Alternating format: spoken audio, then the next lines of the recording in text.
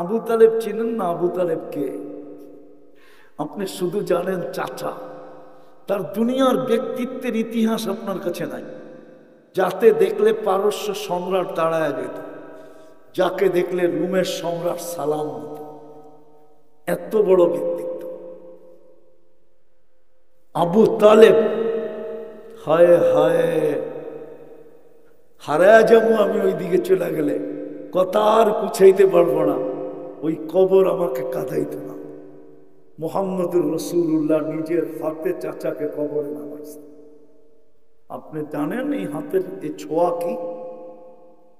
হায়, পিঠের ছোঁয়া পাই যদি, সামান্য কয়েকদিনের পিঠের ছোঁয়ায় যদি খেজুর গাছ জান্নাতে যাওয়ার অধিকারী হইতে পারে, তো আবু তালেব তো 44 বছর বুকে রেখা পাচ্ছে। 6 বছর 6 মাস বয়সের থেকে আনিয়া 50 বছর 6 মাস 10 দিন, যেদিন আল্লাহ রসুলের বয়স, ওই দিন আবু তালেব বুকে রেখা পালছে। বুকে 5 বছর অবরুদ্ধ জীবন কাটাইছে ভাতিজার জন্য। ইতিহাস আমার কথা একমত হবে, মক্কা কেন আরব ভূখণ্ডে কোনো সন্তান জন্ম নেয় নাই, কোন সর্দার জন্ম নেয় নাই। আবু তালেবকে 1 মিনিটের জন্য অবরুদ্ধ করবে। যদি করতে পারত তাহলে আব্দুল মুত্তালিবকেই আব্রাহা বাদশাহ অবরুদ্ধ করত। ও পারে নাই, 1 মিনিটের জন্য অবরুদ্ধ করতে পারে নাই। বলছে আমার উট আমাকে ফেরত দে। বলছে ঘর ভাঙতে আসছি, বলে ওটা ঘরের মালিক বুঝবে, আমার উট আমাকে ফেরত দে। আব্রাহা 100 উট ফেরত দিতে বাধ্য হয়েছে।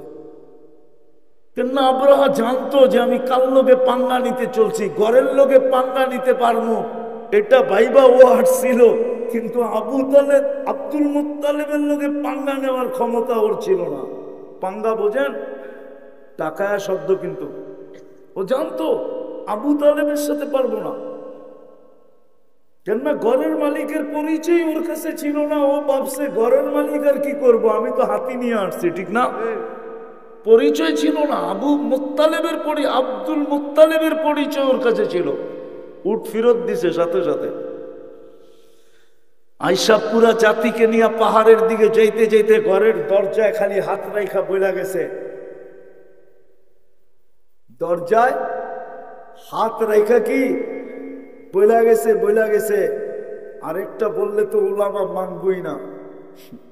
আল্লাহর রসুল জন্ম নিছে কোন মাসে, কোন বছর? আমাল ফিল, ঠিক না? এরমই তো, ভুল বলতেছি? আমাল ফিল ওই বছরই তো জন্ম নিছে, ঠিক না? হ্যাঁ হ্যাঁ, ওলামা তো মানবে না। বলছে আমেনা আমিও ধরলাম, কেননা শ্বশুর তো আব্দুল মুত্তালিব, আমিও ধরলাম, তুইও একটু হাত দিয়া ছুঁয়া দে, তুইও একটু হাত দিয়া ছুঁয়া দে। বলছে আপনার ঘর আপনার কাছে রেখা গেলাম। মর রেখি লেখছে, নাইলে আমি বলতাম না। আমেনারে বলছে তুই একটু হাত দিয়া ছুঁয়া দে। আগেরটা বললে আর কেউ মানবে না, এই জন্য বলতেছি না।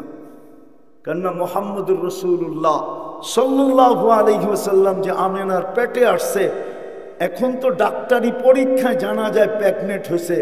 ওই সময় জানতে অনেক সময় লাগতো, এরকম টেকনোলজি তো ছিল না। কিন্তু পেটে আসতে দেরি, আমেনা জানতে দেরি করে নাই। আমেনা জানতে, কেননা পেটে আসতে দেরি, ঘরের দেওয়াল সালাম দিতে দেরি করে না। আমেনা সালাম, দুজাহানের বাদশা চলে আসতে, কিন্তু বালুর কণা সালাম দিতে দেরি করে নাই। বাহিরে যাওয়ার পরে মেঘ ছুটা এসে সালাম দিতে দেরি করে নাই। দুজাহানের বাদশা চলে আসছে। আমেনা তো যেটা বুঝাইতেছিলাম, ওই নবীর উম্মত আপনি, কপাল আপনার কত বড়। আমি বুঝাইতে গেলে আমাদের সমাজ, আসলে সত্য এটা, আমরা এগুলা নিয়ে চর্চা করি না তো, এই জন্য আমি বুঝাইতে গেলে আপনাদের বুঝে আসবে না যে আপনি কত বড় কপাল। কিন্তু আফসোস, সুখী তো হইতে চাই, নবীর সে তো আদর্শবান হইতে চাই না। বলি মোহাব্বত করি, দেখাইতেছিলাম আবু তালেবের চেয়ে বেশি, তালেবের চেয়ে বেশি।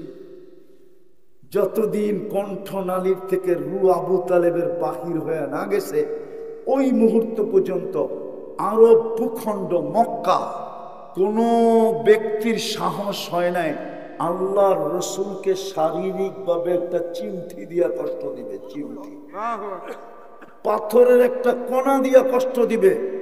কেননা আবু তালেব পাথরের জবাব ইট দিয়া দিবে না, দুনিয়া জানতো। আবু তালেব বলতো, তালাশ কর এটা কোন পাহাড়ের থেকে পাথর আসছে, ওই পাহাড় উঠা, তারপরে মার ওর মাথায় আমার ভাতিজাকে কষ্ট। আপনি জানেন না কতটুকু ভালোবাসতেন।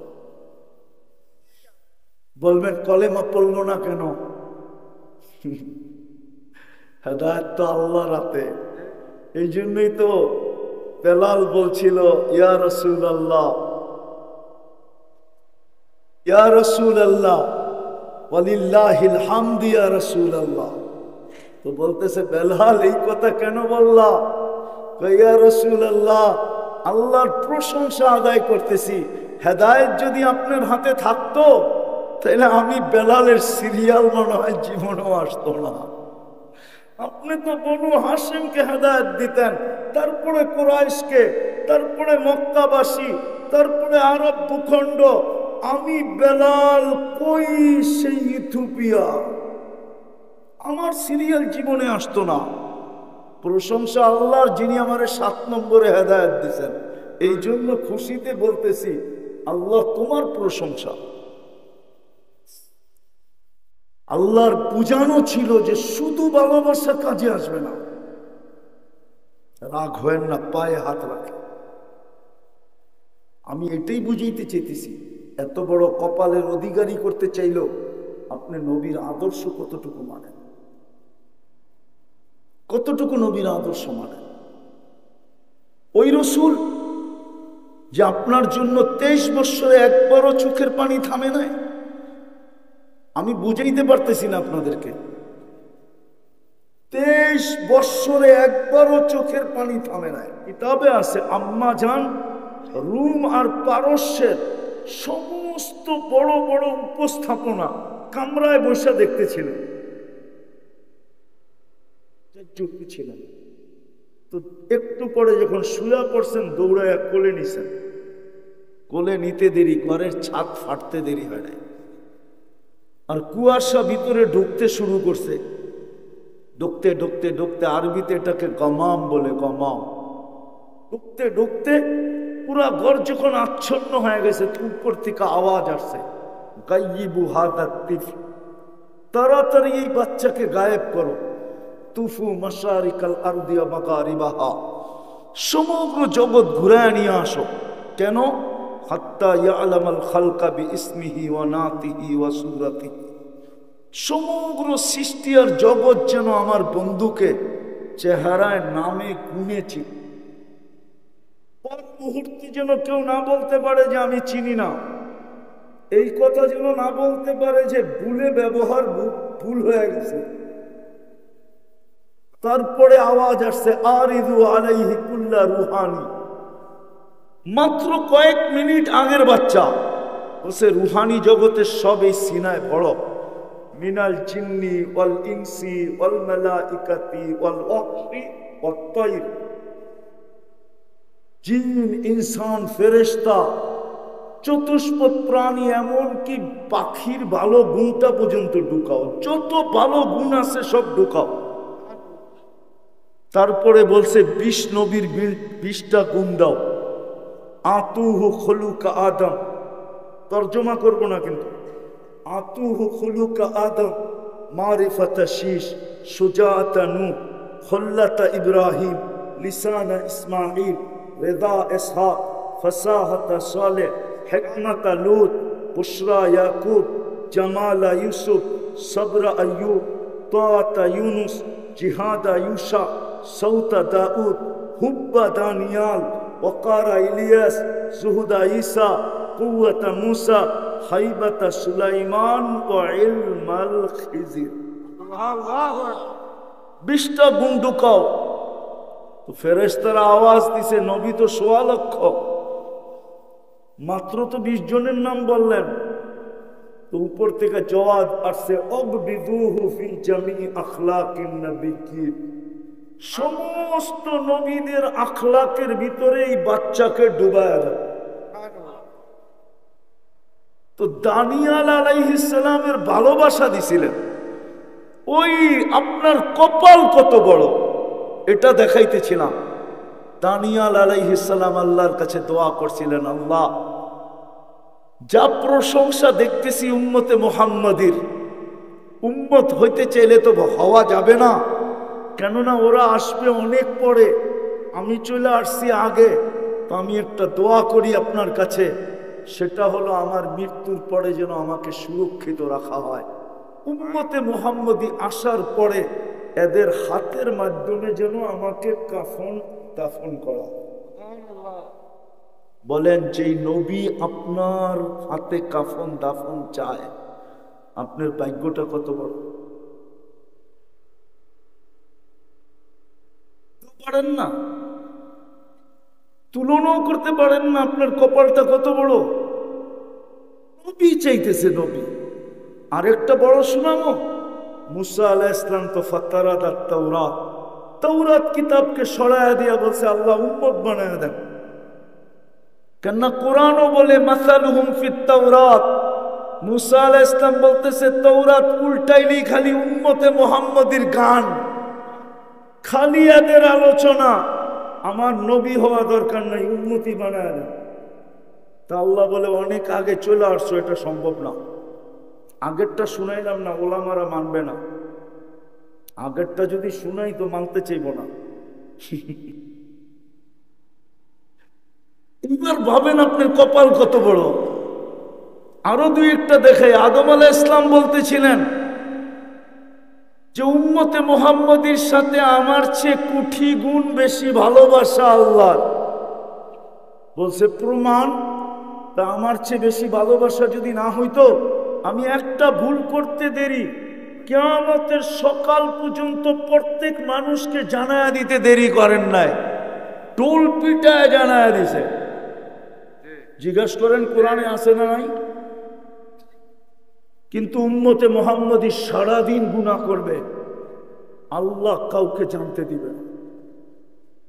এই যুবকরা বলুক, ওরা নাচ না গান না এছাড়া সারাদিন যা দেখে নেটের ভিতরে, যদি বাড়িতে মা বাবা জানতো, বুকে হাত দিয়ে বলুক তো জায়গা দিত কি দিত না? হ্যাঁ, একটা দেখায় দিব না, আবার গাড়ি আটকায় দিব, আল্লাহই জানে। একটা দেখাম, 2জন 3জন মিলা নাচ দেখতে থাকো। এক সময় একজনে খোঁচা দেয়, দেখছোস জিনিসটা কিরম। ওরা জিনিস কয় না, ওরা মদিয়া কয়। ওগো কোডওয়ার্ড শুরু হয়েছে কি দিয়া? হুজুরে মনে হয় বোঝে নাই, ওরা বুঝছে ম কি। হ্যাঁ, জিনিসটা কি সাথে সাথে গরম হইতে দেরি হয় না। এখন মজা নিবে কি দিয়া?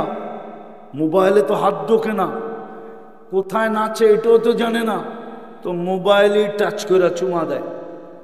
জিগান হুজুরে নাউজুবিল্লাহ পড়ে কোন কই যাবে? সত্য তো? হ্যাঁ, কে লুকায়? আমি তো একদিনের চুমার কথা বললাম, এরকম তো ডেলি চুমা দেয় শতবার। কে লুকায়? আদম আলাইহিস সালাম তো এটাই বলতেছিল যে কত বড় কপাল, কত বড় ভালোবাসা। আরেকটা দেখানো, আদম আলাইহিস সালাম বলতেছিল একটা ভুল করতে দেরি, জান্নাতে বাড়ি করে দিতে দেরি করে না। উম্মতে মুহাম্মদী সারাদিন গুনাহ করবে, রাত্রে ডাইকা ডাইকা গুনাহ মাফ করে জান্নাত হাতে উঠায় দেয়া দেবে। রাতের 3 ভাগের 1 ভাগ অতিবাহিত হইলে, বুখারী শরীফে আছে, আল্লাহ প্রথম আকাশে আইসা বলে হাল মিন মুস্তাগফির ফাগফির আলা, কে আসিস মাপ চাবি? আমি শুধু মাফ করব না, জান্নাতও তোকে দিয়া দিব। এত বড় কপাল। কিন্তু বলেন আপনার ভিতরে ওই রসুলের আদর্শ কতটুকু? রাগ হয় না, শুধু বলেন মোহাব্বত করি। যদি মোহাব্বতই কাজ চলতো তাহলে আবু তালেবের কবর তো আমাকে কাঁদাইতো না। আমি তো 17 বার কাঁদাইছে আবু তালেবের কবর। আমি আবু তালেবের কবর চিনি, চলেন আমার সাথে, আমি দেখাই দিব। আর যেটা দেখানো সত্য দেখানো, কেননা কোন দিক দিয়ে গেলে আবু তালেবের কবর দেখা যায় ওই রাস্তায় আপনি চিনেন না। আপনি চিনবেন কোথেকে? কার পাশে শুয়ে আছে এটাও জানেন না আপনি। খাদিজাতুল কুবরা রাদিয়াল্লাহু তাআলা আনহার পাশে শোয়া। 100 বার আমাকে কাঁদাইতো না। আমরা না মুহাম্মদুর রাসূলুল্লাহ চিনি, না আবু তালেব চিনি। 23 বছরে জিবরিল মিকাইল যে দুইজন মিলা জিজ্ঞাসা করতেছে, মা সালা আরাকা তাবকি, যখনই দেখি কাঁদেন কেন?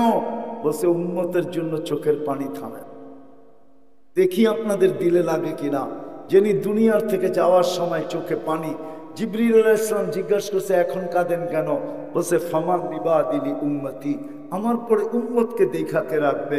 এখনো কবরে যিনি উম্মতের জন্য কাঁদতেছেন, কে আবুল সামরকান্দি রহমতুল্লাহ আলাইহি লেখছেন, কবর থেকে যখন উঠবে অহুয়া ইয়াবকি ওয়া ইয়াকুল, চোখে পানি থাকবে, মুখে চিৎকার থাকবে, জিবরিল আইনা উম্মতি, ময়দান তো খালি, আমার উম্মত কোথায়? আওয়াসালা শফিরি জাহান্নাম, আমার উম্মত কি আমাকে ফাঁকি দিয়ে পুলসিরাতের কিনারে চলে গেছে? জিবরিল আলাইহিস সালাম কসম খায়া সান্ত্বনা দিবে, জমিনের উপরে আপনি ব্যতীত কেউ ওঠে নাই। বিইজ্জাতিল্লাহি ওয়া জালালি মা শাক্কাল আরদা আহাদুন ইল্লা আনতা, আপনি ব্যতীত জমিনের উপরে কেউ ওঠে নাই। আপনি শান্ত হন, উম্মত এখনো ওঠে নাই। যেই রসুল আপনার জন্য কবরের থেকে কাঁদতে কাঁদতে উঠবে। সামান্য একটা এলাকায় পথ পাওয়ার জন্য বলেন আমাকে যুক্তি দিয়া, ইউনিয়ন পরিষদের চেয়ার পাওয়ার জন্য এই বাংলার জমিনে কত বাচ্চা এতিম হয়েছে আজ পর্যন্ত? কত মেয়ে বিধবা হয়েছে বলেন? কত মার বুক খালি হয়েছে বলেন? কত তাজা রক্ত এই জমিনে পড়ছে বলেন? শুধু ইউনিয়ন পরিষদের একটা চেয়ার, শুধু ওয়ার্ডের একটা চেয়ার। বলেন আমাকে, আপনার নবী আমার নবী দুজাহানের বাদশাহ মুহাম্মদুর রাসূলুল্লাহ তো কিয়ামতের মাঠে মাকামে মাহমুদ পাবে। মাকামে মাহমুদ কি প্লাস্টিকের চেয়ারের মতো? দুটা চেয়ারই তো আল্লাহ বানাইছেন, একটা কুরসি, একটা মাকামে মাহমুদ। উনি তো বৈশা দেখবেন আর চেয়ারটা কিরম বানাইছেন। উনি শুধু চোখ দিয়ে দেখবেন, হাত লাগায় দেখবেন, কিন্তু বৈশা দেখবেন না। আল্লাহ জিজ্ঞেস করবে বসেন না কেন? বলছে যে 3 জায়গায় ছোটে ও বসে। জায়গায় ছুটবেন মানি, আমি উম্মতকে বইলা আসছি নিজের হাতে হাউজে কাউসার পান করাবো। আমি বইলা আসছি আমি অপেক্ষা করব, উম্মত যেন অপেক্ষা করতে না হয়। আমি এখনই ছুটবো হাউজে কাউসারে, পিপাসিত উম্মতকে পানি পান করাবো। ওইখান থেকে ছুটবো মিজানে। যদি পাল্লা না ঝোঁকে আপনার প্রতিশ্রুতিগুলা কাজে লাগাবো তো লাগাবো কোথায়? মিজানের ওইখানে কাজে লাগাবো। আপনি আমাকে প্রতিশ্রুতি দিচ্ছেন সালতুতা, আমি চাইলে নাকি দিবেন। শাফি তু শাফা, আমি সুপারিশ করলে নাকি মঞ্জুর করবেন। লা ইউখসিকা ফি উম্মতি, আমার উম্মতের ব্যাপারে আপনি আমাকে লজ্জিত করবেন না। আপনি আমাকে আগেই জানায়া দিয়েছেন সাউফা ইউতিকা রাব্বুকা ফাতারদা, আমাকে রাজি করে ছাড়বেন। আমিও বইলা আসছি লান আরদা হাত্তা ইয়াকুনা ওয়াহিদ মিন উম্মতি ফিন নার, আমার একজন উম্মত জাহান্নামে থাকাকালীন আমি আপনার উপরে রাজি হব না। না না না, আমি তো মিজানে দৌড়াবো, তারপর আমি পুলসিরাতে দৌড়াবো। কিন্তু আফসোস তো ওইখানেই। রাগ হয়ে যাবেন? হ্যাঁ, আরে রাগ হবেন? বলবো হ্যাঁ, শুধু মোহাব্বত মোহাব্বত করেন। একজনও তো নাই এখানে গত শুক্রবারে 1000 দুরূদ পড়ছে, একজনও নাই, একজনও নাই। না স্টেজে আছে না স্টেজের বাকি। মোহাব্বত করেন, বাকিটা তো বাদেই দিলাম। 500 বার পড়ছে এরকম তো নাই, 200 বার পড়ছে এরকম তো নাই। আছে মনে হয় 200 বার 2-1 জন। কোন যুবক বলুক আমি শুক্রবারে 10 বার দুরূদ পড়ছি। আপনার নবী তো আপনার কাছে আবেদন করলো, আপনার কাছে দরখাস্ত করে গেল, আবেদন করে গেল, অনুরোধ করে গেল, হাত পাইতে গেল, সহি হাদিস, প্রসিদ্ধ হাদিস, শুক্রবারে আমার উপরে দুরূদ বেশি বেশি পড়ে। শুধু শুক্রবারে, 6 দিন পারো না, শুক্রবারে পড়ো। আপনি হাউজে কাউসারে দাঁড়াবেন কোন চেহারা নিয়া? শুধু বলবেন মহব্বত করি, প্রমাণ কি? কাহিনী মনে উঠলো, কাহিনী খোরাসানে বলে এক ফ্যামিলি আসছে খোরাসানের বাদশার কাছে। বিধবা মহিলা, 8-10টা বাচ্চা নিয়া বলছে আমি আহলে বাইত, আমি খোরাসানের পাশের দেশ থেকে আসছি, শুনছি তুমি বড় দানবীর, বড় ইনসাফকারী, তুমি আমাকে একটু আশ্রয় দাও। তো বলতেছে বোন, এইখানে সবাই নিজেকে সাইয়েদ বলে, আমি কয়জনকে আশ্রয় দিব? তোর কাছে প্রমাণ কি দেখা? তো বলছে আমি বিধবা মেয়ে, প্রমাণ করতে গেল উঠা চলে গেছে। তো আরেকজনে বলছে এখানে একজন অগ্নি পূজক আছে, ও বড় সদয়বান, বড় দানশীল, তুমি ওর কাছে যায় দেখতে পারো যে তোমাকে জায়গা দেয় কিনা। তো যায়া অগ্নি পূজকের কাছে যখন বলছে, সে বলছে থাকো আমার এখানে, সব ব্যবস্থা করে দিতেছি। তো খোরাসানের বাচ্চারা রাত্রে স্বপ্নে দেখছে একটা আল্লাহর রসুলকে, আল্লাহর রসুল জান্নাতে এক বিশাল মহলের সামনে দাঁড়ায় আছে, রাজমহলের সামনে। তো জিজ্ঞাসা করছে ইয়া রাসূলুল্লাহ, এই রাজমহল কার? বলছে একজন মুসলমানের। তো খোরাসানের বাদশাহ বলতেছে আমিও তো মুসলমান। তুই যে মুসলমান, প্রমাণ দে। তো বলছে ইয়া রাসূলুল্লাহ আমি মুসলমান। বলছে তুই তো দিনের বেলা আমার মেয়ের কাছে প্রমাণ চাইলি, এখন তুইও আমারে প্রমাণ দে, তুই মুসলমান কেমনে? তো আমরা যে ভালোবাসি, প্রমাণ কি? রাগ হয় না, রাগ হয়ে যাবে? হ্যাঁ, আমি দুনিয়া ঘুরে বলতেছি, রাগ হয়ে যাবে? হ্যাঁ, আমি এই জন্য বলি, যদি পারতাম বক্সের ভিতরে বইরা একটা নিয়ে আইতে আর চুপে চাপে বাংলাদেশের কোনোখানে বওয়ায় দিতে, তাহলে আমার বিশ্বাস আমার ব্যবসা এমন জমা জমত। আর এক ব্যবসায় এমন 10 নামতো, বাংলাদেশের মানুষ খালি দেখতে থাকতো। যদি পারতাম একটা বক্সে বইরা আনতে। না, আমি গিরিশ গেছি, গিরিশের পাদ্রীরা এত বড় দাড়ি, এত বড় বাবরি, গিরিশরা অনেক লম্বা হয়। লোকমান আলাইহিস ইসলামের এলাকা তো গিরিশ, লোকমান আলাইহিস ইসলামের এলাকা কিন্তু গিরিশ। আমি যাই বলতেছি না, যাই বলতেছি না, সক্রাটিসের বাড়িও গিরিশ, আমি দেখে আসছি আর বাড়ি। এ মুসলমান ছিল, 2টা মসজিদ আছে, একটা তালা দেওয়া, একটা গির্জা, একটা জাদুঘর বানানো। যদিও বলে সক্রাটিস মুসলমান না, মুসলমান সে। তো যেমন লম্বা তেমন লম্বা দাড়ি, পাপড়ি, কালো জুব্বা পরে, কালো পাগড়ি পরে, টকটকে সুন্দর।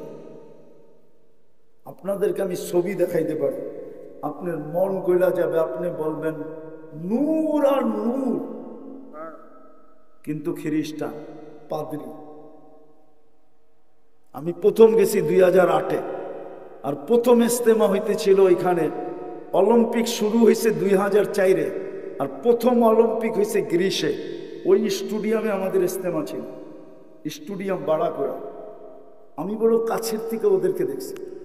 এই জন্য পোপ সারা দুনিয়ায় যেতে পারে, গ্রিসে যেতে পারে না। কেননা আরবিতে গ্রিসকে বলে ইউনান, ইউনান সভ্যতা এখনো আছে।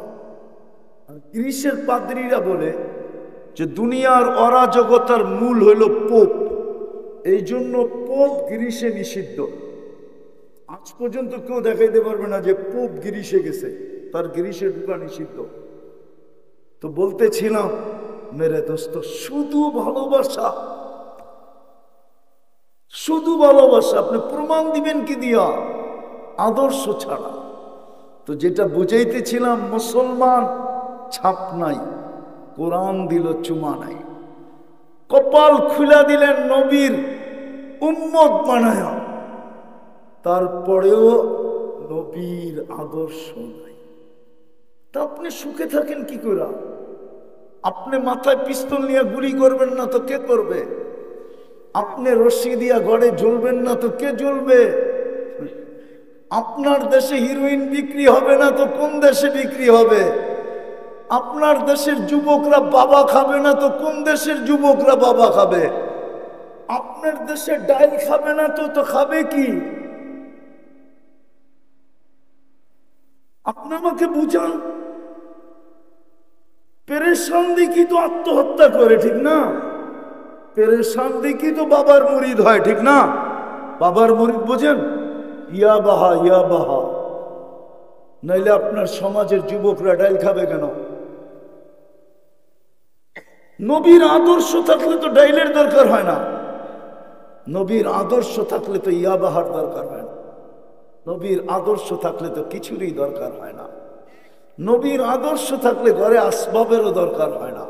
আপনি একটা দেখান, আজ পর্যন্ত কোনো রাইটিং, কোনো রাইটারের একটা লেখা আপনি আমাকে দেখান দুনিয়ার কোনো ভাষায় যে কোনো কলম লিখতে পারতে সাহাবা সুখী ছিল না। রাইটারের কলম থেকে বেরিয়েছে কিনা?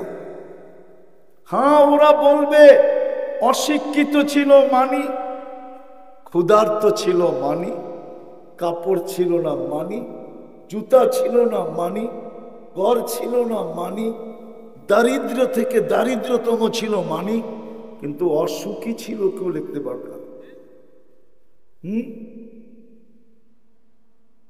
অশিক্ষিত, হ্যাঁ, এই ধারণায় যে আমাদের জেনারেল শিক্ষায় ওনারা কি ছিল না?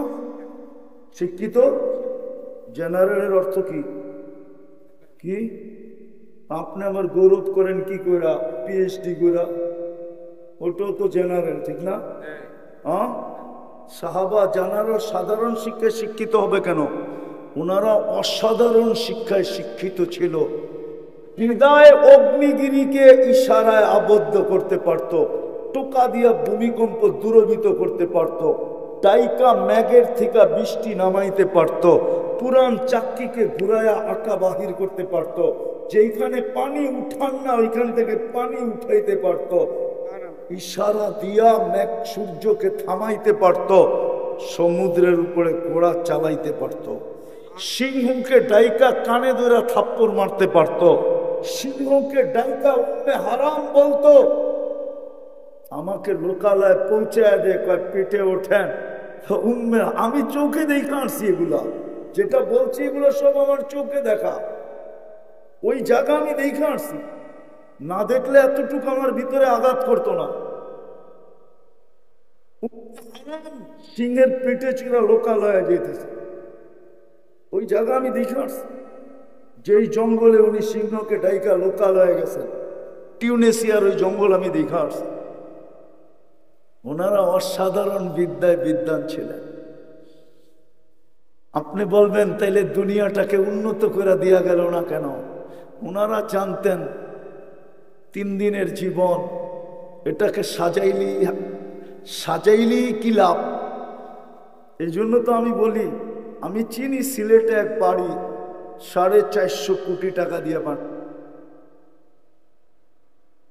4 তারিখ যাওয়া হবে।